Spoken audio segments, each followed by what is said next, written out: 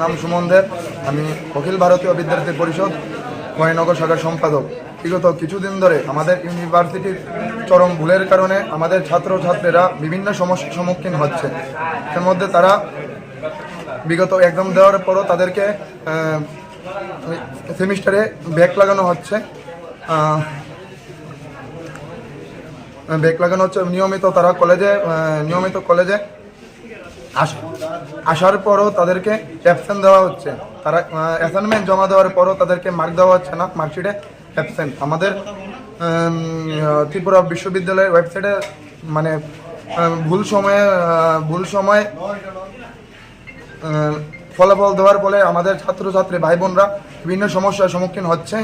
আমাদের অখিল ভারতীয় বিদ্যার্থী পরিষদ কয়নগর শাখার পক্ষ থেকে আমরা আজ দশরথ দেব মেমোরিয়াল কলেজে আমরা ডক্টর শ্যামল দাসের বিরুদ্ধে আমরা একটা আন্দোলন করছি। যদি আমাদের এই সমস্যা যদি সমাধান না হয়, আমরা আগামী দিনে আরো বড় আন্দোলন করতে বাধ্য হব। এখন কি কলেজের মূলধার অফ করে দিয়েছো তোমরা? কলেজের মূলধার কি অফ করে আন্দোলন করছো? না, কলেজ চলছে। আমাদের পরীক্ষা ছিল, তারা পরীক্ষার পরে সব ছাত্রছাত্রীরা তারা আমাদেরকে বলেছে যে আমাদের এই সমস্যা কীভাবে সমাধান করা যায়।